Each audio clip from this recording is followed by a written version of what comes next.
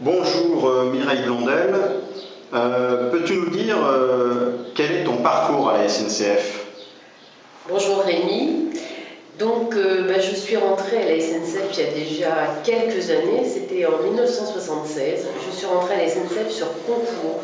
À l'époque, l'entreprise organisait aussi des concours pour recruter ce qu'on appelait des rédacteurs ou stagiaires. Et puis quelques années après, j'ai passé l'examen d'agent de maîtrise à la SNCF. J'ai été reçue et à l'époque, je travaillais à la direction du personnel. Mon parcours professionnel a été le suivant, donc j'ai passé quelques années à la direction du personnel. Ensuite, j'ai rejoint la direction de l'équipement qui s'appelait l'équipement et qui depuis est devenue la direction d'infrastructure. Et donc j'ai gravi les différents échelons et actuellement je suis cadre de l'entreprise SNCF. D'accord, mais avec ton parcours professionnel, pourquoi avoir adhéré à un syndicat? En fait, mon adhésion à un syndicat est récente, elle date du début des années 2000. J'ai adhéré à un syndicat parce que ça me paraissait nécessaire. Il y avait une telle évolution dans l'entreprise déjà en 2000 qu'il fallait absolument que les gens soient syndiqués pour pouvoir faire évoluer l'entreprise, peut-être de façon différente. Par rapport aux conditions de travail? Par rapport aux conditions de travail, par rapport à la mobilité qui vraiment est vraiment un sujet d'actualité, par rapport au respect de l'humain qui vraiment n'était pas appliqué dans cette entreprise. Et pourquoi as-tu choisi à l'époque l'UNSA Cheminot pour adhérer au syndicat?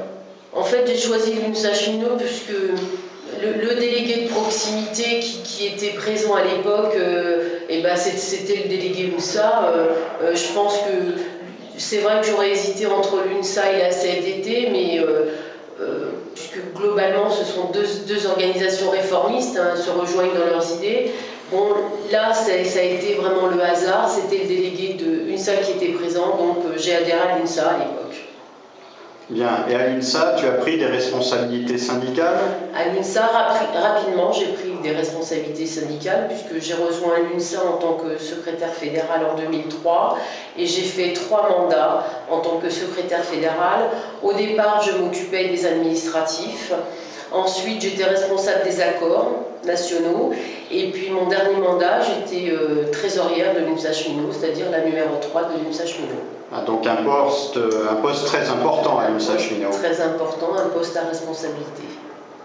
Et tu viens tout récemment d'ailleurs, de quitter l'UNSA Cheminot. Oui. Quelles sont les raisons qui ont conduit à ton départ?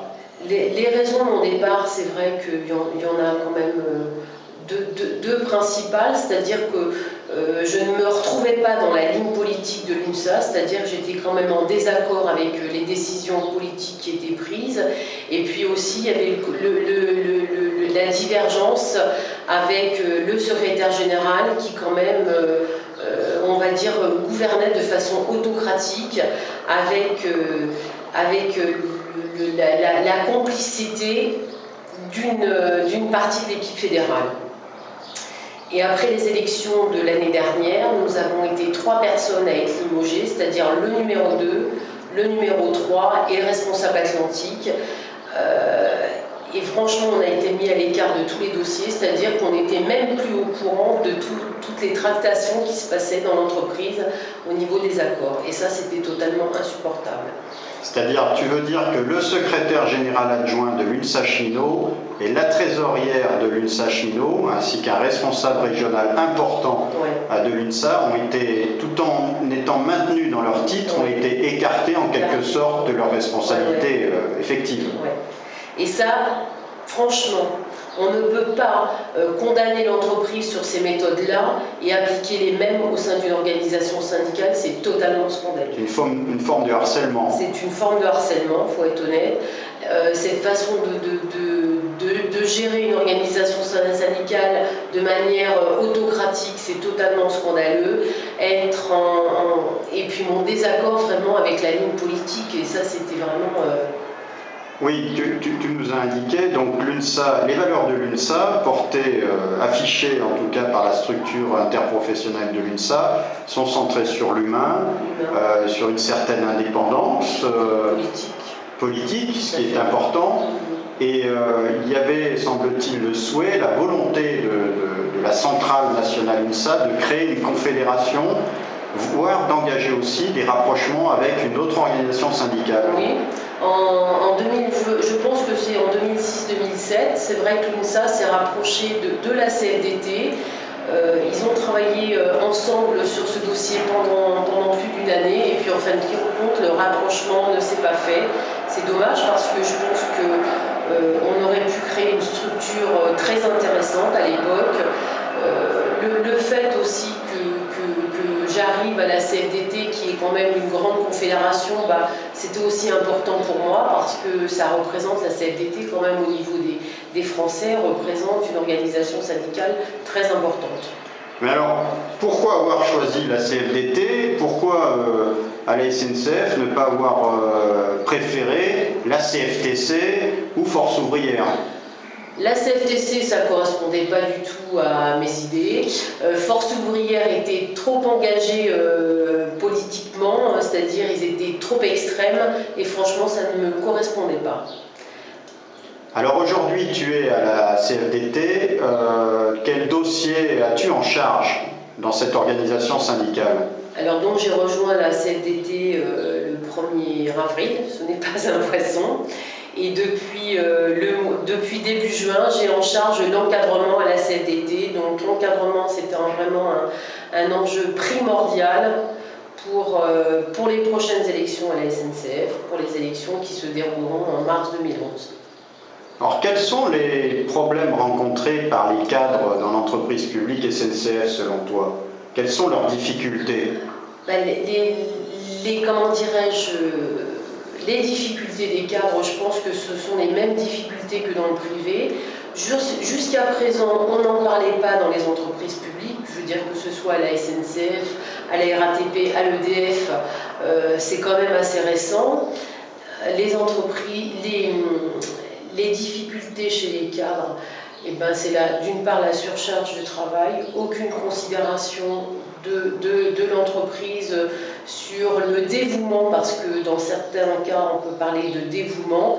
C'est vraiment une agression permanente de la part des dirigeants de l'entreprise sur cet encadrement qui, quand même, faut bien le dire, fait quand même tourner quand même une partie de l'entreprise au détriment de leur vie privée. Et quant à l'avenir, comment vois-tu ton avenir à la fois pour la CFDT cheminot et ton avenir syndical? Mon avenir syndical, c'est une bataille qui va s'annoncer là pour les futures élections 2011. Faut y croire, parce que si j'avais pas cru à la CFDT, je serais tout bonnement reparti dans l'entreprise. Donc j'y crois. L'enjeu pour nous, c'est de gagner les élections 2011, c'est de retrouver les places que l'on avait avant au sein de l'entreprise SNCF, et ça c'est extrêmement important. Donc c'est vraiment un challenge, j'en suis consciente, et on va le gagner. Et ton avis sur l'évolution de l'entreprise publique SNCF? L'entreprise publique SNCF doit rester une entreprise publique. On ne peut pas gagner de l'argent, parler de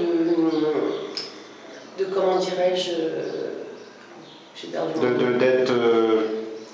d'être éloigné du service du public, être une entreprise commerciale. Voilà, on ne peut pas être une entreprise commerciale et gagner de l'argent et en même temps rester un service public de proximité, parce qu'actuellement, à la SNCF, la proximité, on est en train de perdre cette notion.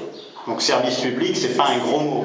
Non, service public, ce n'est pas un gros mot, c'est l'avenir de la SNCF, comme il y a 40 ou 50 ans, où il y avait des tonnes de lignes ferroviaires partout, que tout le territoire était desservi, et que franchement ça fonctionnait super bien. On ne peut pas constamment parler de rentabilité, de gain de productivité, et faire du service public comme on le fait actuellement, ce n'est pas possible. Et cela malgré les règles concurrentielles, puisqu'on nous parle beaucoup en France et en Europe qu'il faut libéraliser, vendre des sillons à des entreprises privées. Ça, ton approche sur ce problème? Mon approche sur le problème, je pense qu'on n'a pas du tout les mêmes structures. À la limite, on peut parler concurrence quand on n'a pas l'infrastructure à la charge de l'entreprise. Actuellement, ce n'est pas le cas, donc on peut parler concurrence quand les données sont les mêmes pour tout le monde. Actuellement, les données ne sont pas les mêmes pour tout le monde, donc on ne peut pas parler productivité actuellement. Je te remercie. Merci surtout d'avoir répondu à Franc Parler, la chaîne d'info sociale du web. Merci.